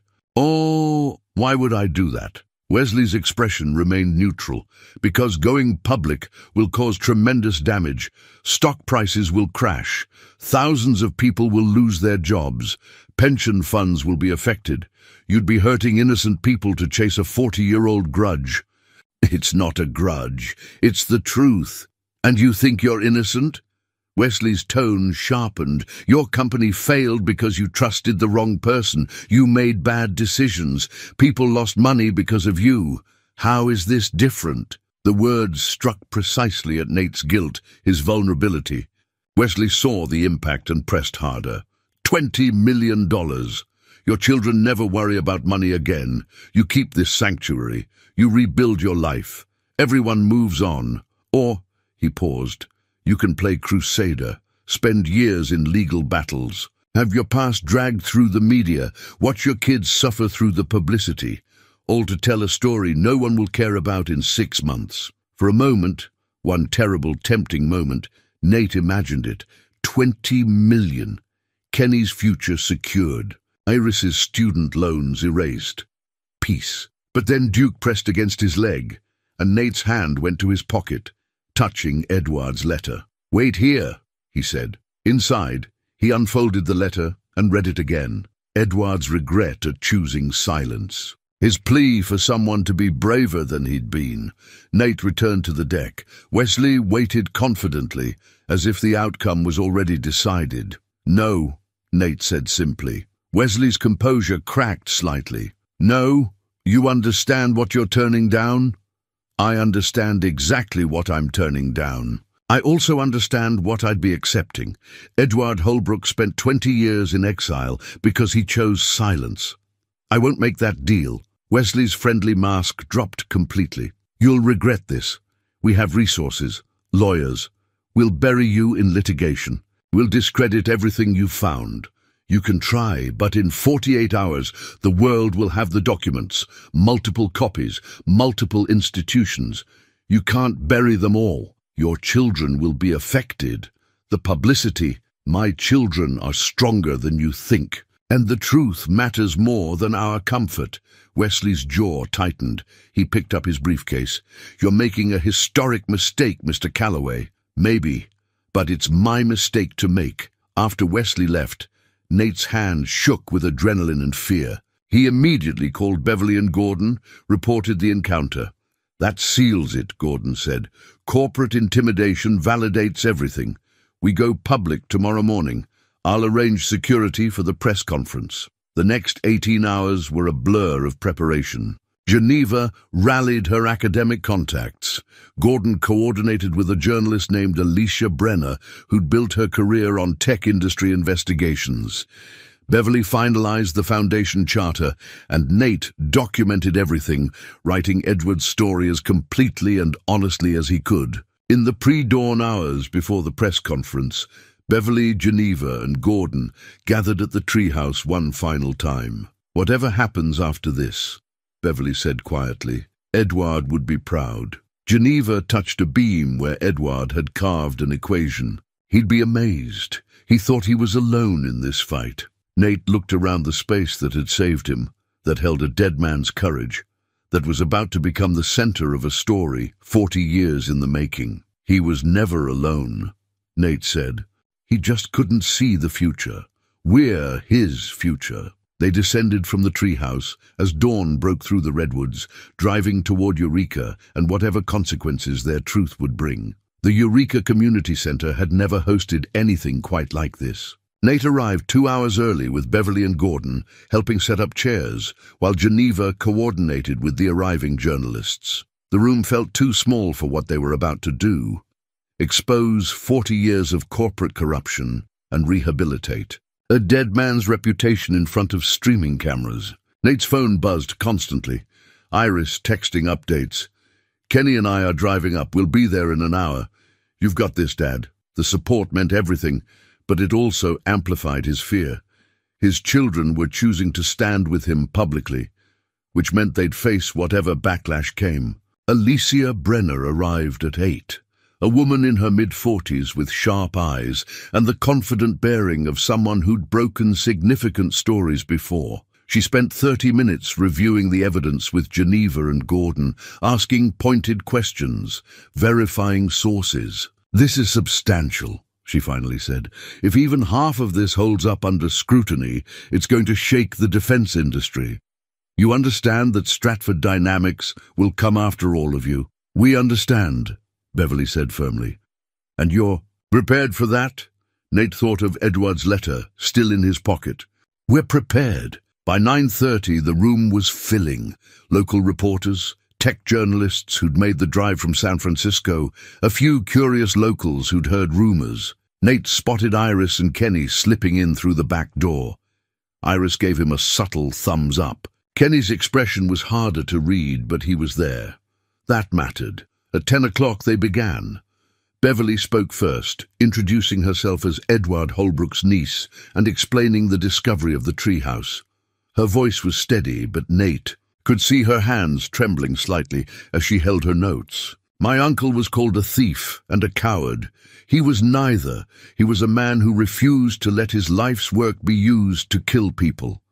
What we're sharing today is the complete story, his story, told in his own words and supported by extensive documentation." Geneva went next, presenting the academic findings. She'd assembled endorsements from 30 leading computer science and ethics scholars, all validating Edward's frameworks as groundbreaking and relevant. Edward Holbrook predicted problems we're struggling with today, Geneva said, her voice carrying the weight of academic authority. Algorithmic bias, autonomous decision-making in weapons systems, corporate accountability for technology deployment. He developed solutions 40 years ago that we desperately need now. Gordon handled the legal presentation, carefully outlining the evidence of investor misconduct without making claims that couldn't be defended in court. He displayed copies of internal memos, purchase orders, recorded meeting transcripts, all proving the investors had planned to weaponize Edward's research. "The statute of limitations has expired on most criminal charges," Gordon explained. "But the evidence shows a pattern of corporate malfeasance that continued for decades. Companies built on this foundation are still operating today, still holding government contracts, still profiting from technology they obtained through questionable means." Then it was Nate's turn. He stood at the podium looking out at the assembled press and told the simplest version of the truth. "3 months ago, I lost everything. My business, my marriage, my sense of purpose. I drove into the redwood forest with my dog, looking for a place to disappear. Instead, I found Edward Holbrook's treehouse, a sanctuary he'd built for whoever needed it most." He described finding the journal, decoding it, discovering the hidden evidence. He read portions of Edward's entries, letting the man speak for himself across 4 decades. Edward Holbrook made a choice between profit and principle. He lost his career, his reputation, his family connections. He lived in isolation for 20 years, but he never compromised on what he believed was right. Nate pulled out Edward's final letter and read it aloud, his voice breaking slightly at the end. The room was utterly silent. This foundation we're announcing today, the Edward Holbrook Foundation for Ethical Innovation, honors his vision. The money he protected will support workers displaced by corporate exploitation and fund ethical technology research. The treehouse he built will become a retreat center for people who need space to rebuild their lives. He paused, looking directly at the cameras. Edward Holbrook was not a thief. He was a whistleblower before we had that word.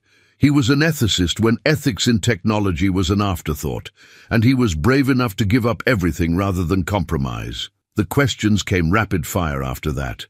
How do you respond to Stratford Dynamics' claim that this is a coordinated smear campaign? Beverly fielded it. We've made all documentation available for independent verification. We welcome investigation. The evidence speaks for itself. "Mr. Calloway, what do you personally gain from this?" Nate's honest answer surprised even himself. "Purpose. For the first time in 2 years, I know why I wake up in the morning. That's worth more than any amount of money. Ms. Cross, you received money from Edward Holbrook in 1985. Doesn't that make you complicit?" Geneva's response was measured. "I received an anonymous payment that changed my life. I didn't know who sent it until last week. What I did with that opportunity, earning my doctorate, teaching ethics, trying to prevent the very problems Edward foresaw. That's how I honored an unexpected gift." Ray? The press conference lasted 90 minutes. Some journalists were skeptical, others intrigued, a few openly supportive. Alicia Brenner announced she'd be publishing a comprehensive investigation in 72 hours, giving time for Stratford Dynamics and other implicated companies to respond. Afterward, in the parking lot, Iris and Kenny approached. Iris hugged Nate tightly. "That was incredible, Dad. I'm so proud of you." Kenny was more reserved, but he extended his hand and Nate shook it, feeling the first crack in his son's armor. "You found something worth fighting for," Kenny said quietly, echoing his sister's earlier words. "I can respect that. It wasn't forgiveness. Not completely. But it was movement. Progress." Beverly was surrounded by reporters asking follow-up questions. Geneva fielded calls from academic colleagues. Gordon coordinated with their legal team about expected responses from Stratford Dynamics. Nate found himself standing alone for a moment, watching it all unfold, when his phone rang. Unknown number. "Mr. Calloway, this is Patricia Vance from the San Francisco Chronicle. I'm writing a profile piece on you, the man who found Edward Holbrook. I'd like to interview you tomorrow if possible." 3 more similar calls followed. The story was spreading faster than any of them had anticipated. By evening, Nate was back at the treehouse, exhausted but wired. Duke seemed to sense his energy, staying close and alert. The forest felt like a sanctuary again after the chaos of the day, but Nate knew the sanctuary was about to be invaded by attention he'd never wanted. Beverly called. "Have you seen the initial coverage?" "Some of it. It's mostly positive.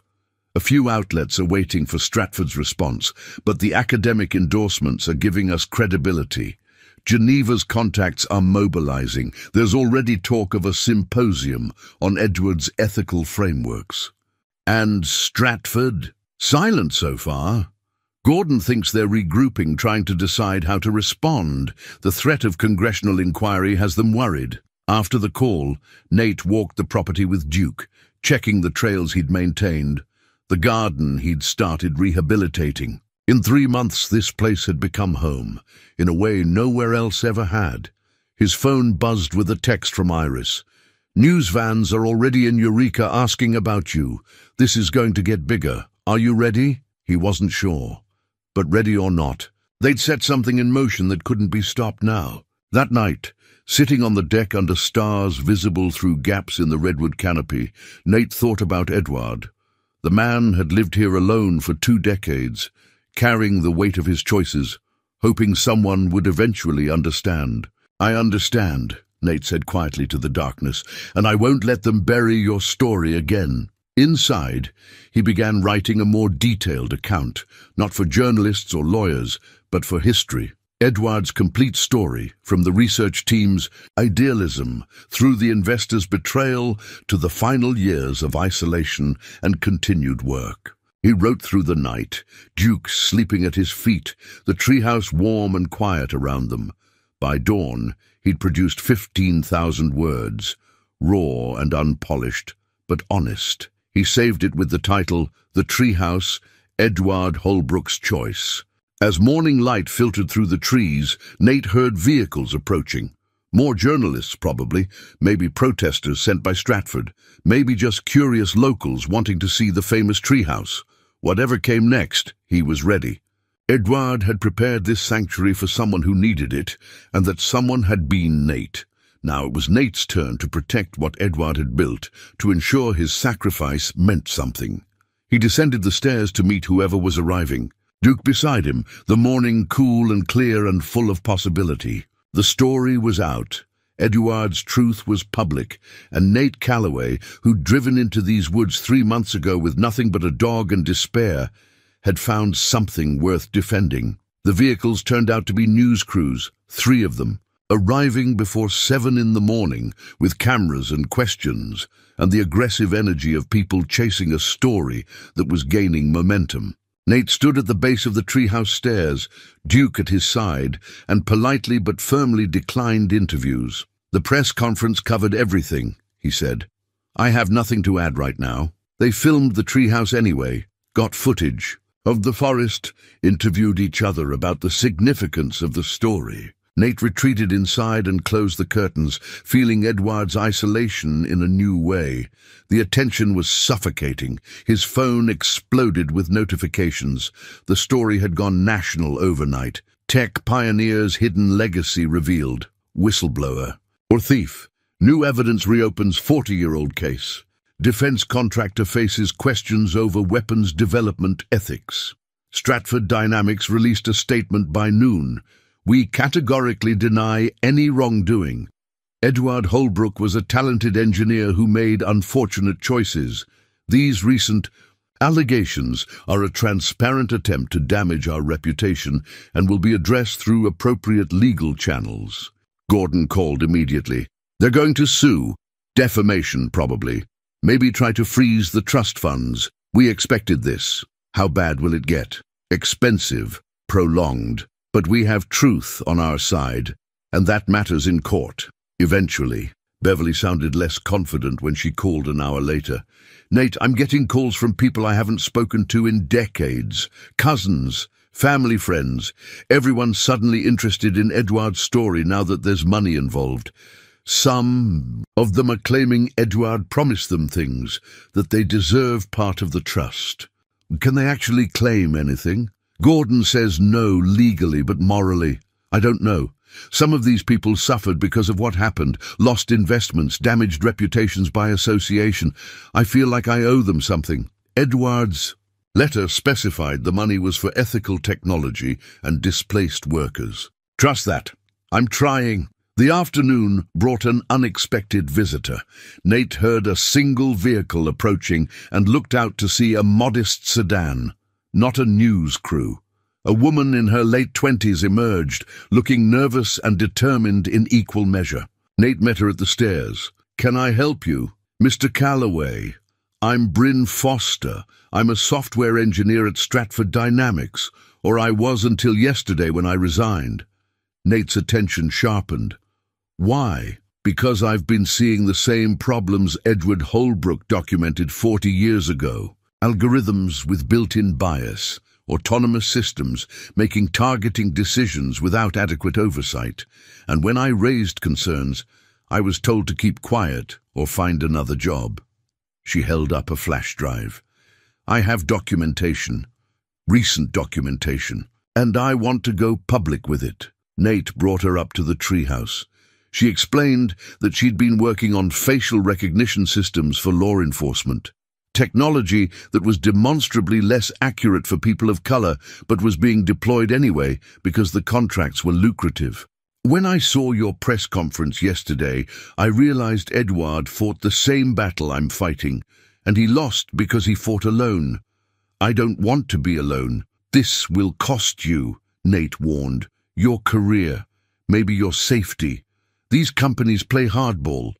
"I know, but I've been reading about Edward all night. He gave up everything. The least I can do is risk my career." They called Beverly and Gordon, brought them into the conversation. Geneva joined by video call and immediately connected with Bryn over the technical details. By evening, they had a plan.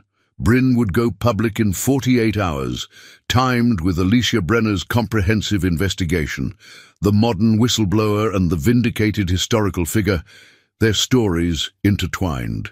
"This is bigger than Edward now," Geneva said. "This is about systemic change." That night, Nate received a text from Kenny. "Can I come up tomorrow? Just me. We need to talk." He replied immediately, "Yes, anytime." Kenny arrived mid-morning, driving the same truck he'd had since college. He climbed the stairs slowly, and Nate could see his son taking in the treehouse with an engineer's eye. "You did the deck repairs?" Kenny asked, examining the joints. "I did." "Good work. Grandpa would approve." It was the first time Kenny had mentioned Nate's father without bitterness, the first acknowledgement of their shared legacy. They sat on the deck, coffee between them, and Kenny said the thing Nate had been both hoping for and dreading. "I was angry because I thought you gave up. After the business failed, after Mom left, you just seemed to stop fighting. I couldn't understand that. I did give up," Nate admitted, "for a while, but you didn't stay that way. You found this place. You found Edward's story, and you chose to fight for something, even knowing it would cost you." Kenny looked at him directly. "That takes courage. I couldn't see it before. I'm sorry I scared you. Both you and Iris. I should have stayed in touch. Maybe, but maybe you needed to be lost for a while to find something worth being found for." Kenny managed a small smile. "That's really cheesy, but you know what I mean." They talked for hours. About the business failure, about Roger's betrayal, about the divorce. Nate didn't make excuses, but he explained his thinking, his pain, his process. And Kenny listened in a way he hadn't been able to before. "Mom's getting married next month," Kenny said eventually. To Roger, the information should have hurt, but Nate found he felt only a distant curiosity. "Are you going?" "Yeah, Iris too. It's weird, but we're trying to be supportive." He paused. "She asked about you. Wanted to know if you're okay. What did you tell her?" "That you're fighting for something. That you seem more like yourself than you have in years." Kenny stood, walked to the railing. "I'm proud of you, Dad. This thing you're doing with Edward's story, with the foundation, it matters." After Kenny left, promising to return for the next phase of announcements, Nate sat with the weight of reconciliation. His son saw him again. Not as a failure, not as a victim, but as someone choosing to stand for something. That evening, an email arrived from an address Nate didn't recognize. The subject line read, "From a friend of Edward's." He opened it cautiously. "Mr. Calloway, I worked with Edward in 1984. I was the one who sent him information after he disappeared, helped him track what the investors did with his research. I'm in my 80s now, not in good health, but I want to testify.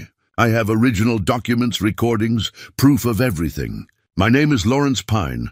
I'm ready to tell the truth." Nate forwarded the email to Gordon and Beverly, then called Lawrence directly. The old man's voice was thin but clear.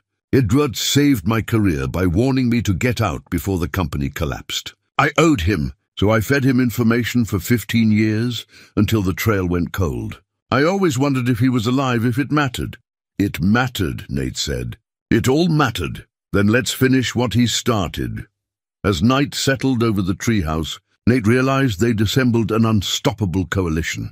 Edward's heir, his former colleague who loved him, a current whistleblower, a historical witness, and Nate himself, the broken man who'd stumbled into a dead man's sanctuary and found redemption. Tomorrow, Wesley Strand was scheduled to arrive with Stratford's final offer.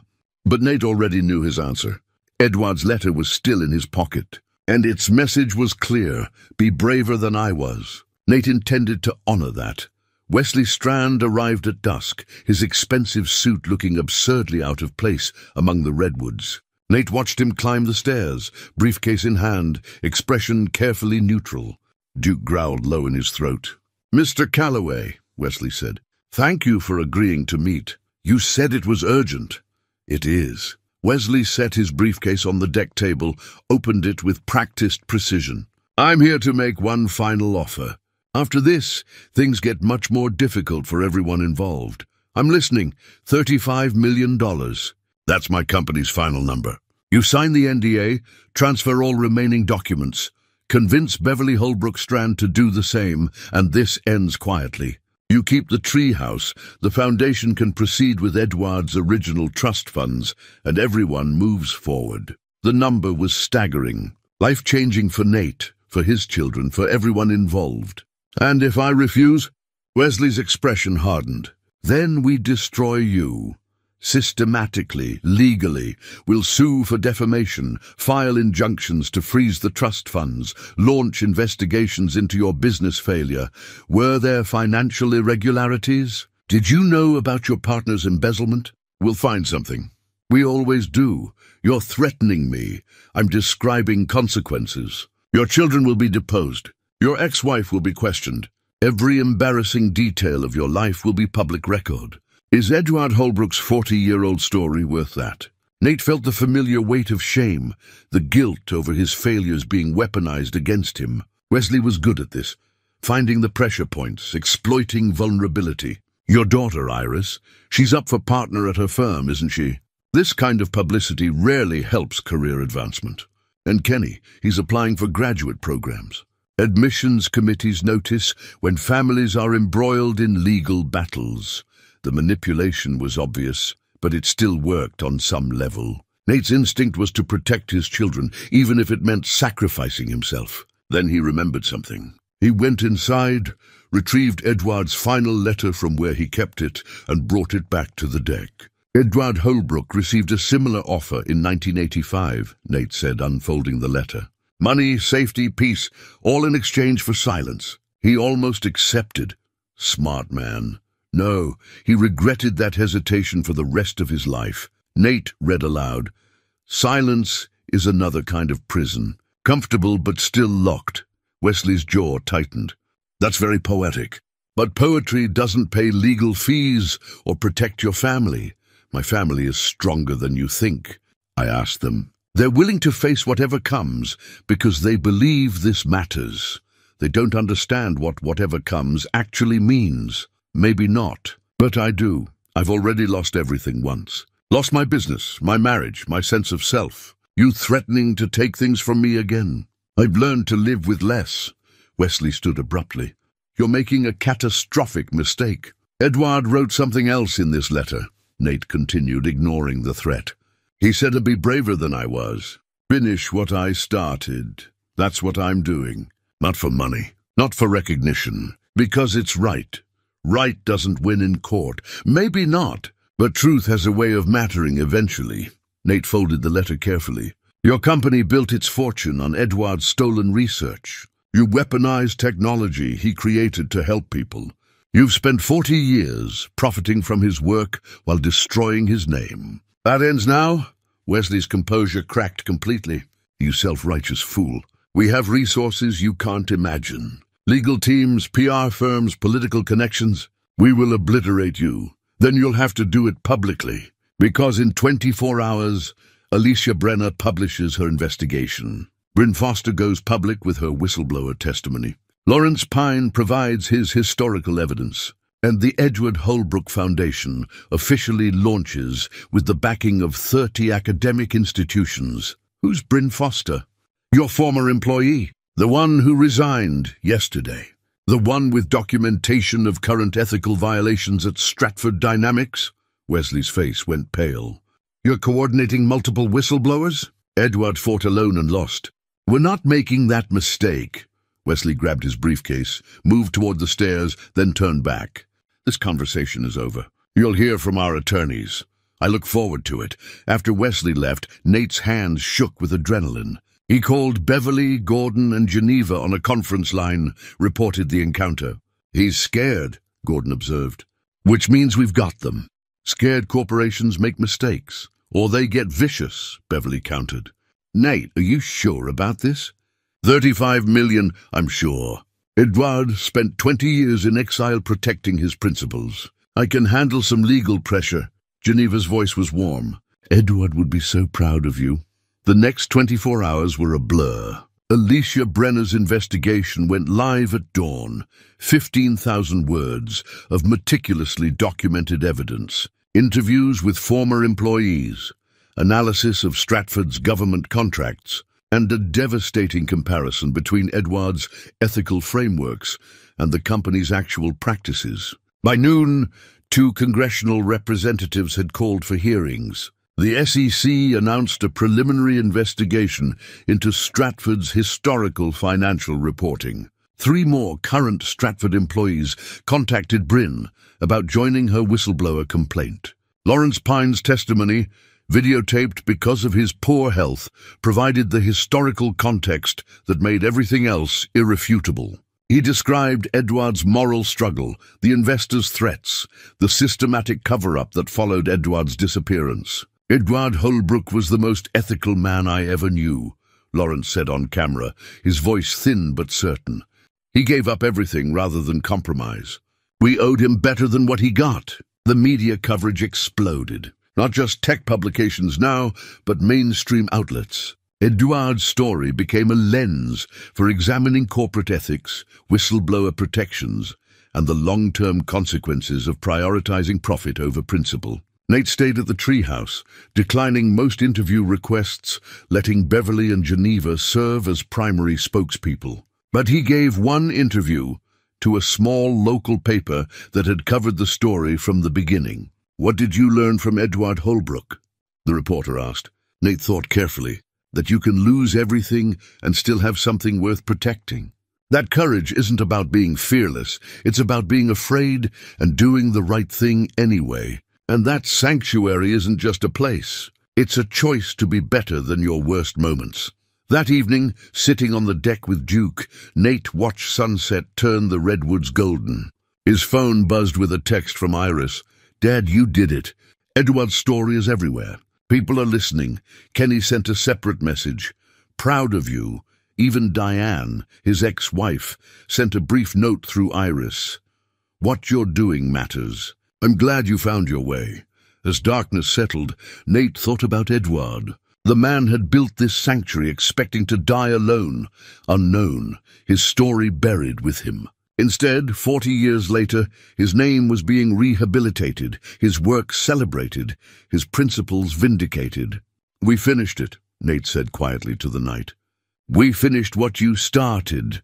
The forest answered with wind through branches, eternal and patient.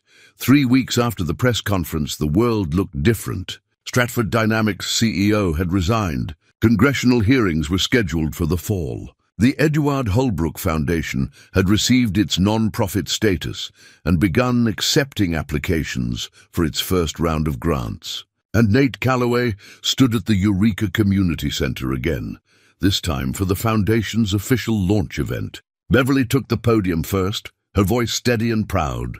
"The Edward Holbrook Foundation for Ethical Innovation exists because my uncle believed technology should serve humanity, not harm it. Our mission is twofold: support workers displaced by corporate exploitation, and fund research into ethical technology development." She announced the first grants, a retraining program for displaced auto workers, an ethical AI research fellowship at Stanford, and seed funding for a support network, helping whistleblowers navigate the legal and emotional aftermath of speaking truth to power. Geneva spoke next, describing the academic response. 15 universities have committed to teaching Edward's ethical frameworks. His work, once buried and forgotten, is now required reading in computer science ethics courses. We're planning an annual Edward Holbrook lecture series on technology and moral responsibility. When Nate's turn came, he kept it brief. Edward built a sanctuary for whoever needed it most. This foundation extends that sanctuary beyond one treehouse in the forest. It's a place, metaphorically speaking, where people who've lost their way can find support, resources, and community as they rebuild. The applause was genuine and sustained. After the official program, people lingered, journalists still covering the story, academics interested in Edward's work, and others who'd been touched by the narrative. An older woman approached Nate tentatively. "Mr. Calloway?" "I worked in Edward's building in 1985, administrative staff. When everything collapsed, I lost my job, my pension, everything. I've followed this story and I just wanted to say thank you. Thank you for giving Edward his dignity back. He was kind to everyone, even the support staff. He deserved better than what he got." Similar conversations happened throughout the afternoon. People who'd known Edward, worked with him, been affected by his disappearance, all grateful someone finally told the complete story. 1 month after the launch, Nate returned to the treehouse with the first group of Foundation retreat participants. 5 people, diverse backgrounds, united by loss and the need for sanctuary. Marcus was a laid-off factory foreman, 58, trying to reinvent himself after his plant closed. Linda had been a whistleblower at a pharmaceutical company, now unemployed and struggling with the aftermath. There was Terence, a former teacher pushed out of his career by budget cuts, and Sylvia, who'd lost her business to an unscrupulous partner, a story uncomfortably similar to Nate's own. The fifth participant was quiet, keeping to himself initially. His name was Aaron, and he was a veteran dealing with PTSD and unemployment. Nate welcomed them at the base of the treehouse stairs. "Edward Holbrook built this place as a sanctuary. It saved my life when I needed saving. This week it's here for you. No judgment, no expectations, just space to breathe and figure out your next steps." They spent the week restoring trails, sharing meals on the deck, talking late into the night about failure and resilience and what comes next. Nate shared Edward's story in full, not the public version, but the intimate details from the journal entries. The loneliness, the doubt, the small victories of maintaining hope through isolation. "He spent 20 years here alone," Nate said one evening as they sat around the wood stove. "But he never stopped working, never stopped believing his choices mattered." "Did they?" Terence asked. "I mean, he died before anyone knew the truth." "They mattered because they were right," Linda said firmly. "Truth doesn't stop being true just because people don't know it yet." On the final evening, Aaron spoke for the first time, beyond basic pleasantries. "I came here thinking I was finished, that I'd lost too much to ever be whole again. But Edward, he lost everything and still built something beautiful. Maybe that's what we do. We build something from the broken pieces." After they left, promising to stay in touch, Nate stood on the deck with Duke and realized something profound. He wasn't broken anymore. The man who'd driven into these woods 3 months ago, desperate and lost, no longer existed. In his place was someone who'd found purpose through another man's courage. His phone rang. "Iris. Dad, I have news. Kenny and I talked to Mom. We're planning a family dinner, all of us, including Roger. Not to fix anything or pretend the past didn't happen, but to acknowledge where we are now. And you want me there?" "We do, if you're comfortable with it," Nate considered. 6 months ago, the thought would have destroyed him. Now, I'd like that. Also, Iris's voice brightened. "I made partner. They announced it this morning." "Iris, that's wonderful. I'm so proud of you. I couldn't have done it if you hadn't shown me that standing for something matters more than playing it safe. You taught me that, Dad, these past few months." After the call, Nate walked the property one final time before sunset. The garden was thriving, the trails were clear, the treehouse glowed with the warm light Edward had designed into it. Geneva had visited last week, staying 3 days to work on Edward's biography. She'd found peace in the treehouse too, finally mourning the man she'd loved and never told. Beverly called weekly, coordinating foundation business, but also just talking. About her uncle, about legacy, about using resources to create change rather than simply accumulate wealth. Gordon had structured everything legally bulletproof. Stratford's lawsuit had been quietly dropped after the congressional hearings began. The company was too busy managing its own crisis to pursue vengeance. As darkness claimed the forest, Nate returned to the deck. Duke settled beside him with the contentment of a dog who understood this was home. "We did it," Nate said to the evening. To Edward's memory, to the version of himself who'd arrived here broken and desperate. "We built something that lasts." Tomorrow, another group would arrive. More people who'd lost their way would find sanctuary here. The foundation would continue its work. Edward's legacy would grow. But tonight, in the quiet peace of the redwood forest, Nate simply existed. Not running from anything, not hiding from failure. Just being whole and purposeful, and finally, after so long, at home. The treehouse lights glowed steady through the night, a beacon for whoever might need it next. Exactly as Edward had intended 40 years ago, when he'd carved those words into the welcome note, "To whoever finds this place when they need it most, you're welcome here." Nate had found it, had been welcomed, had become the keeper of that welcome for others. And in doing so, he discovered what Edward had known all along. Sanctuary isn't just something you find. It's something you become.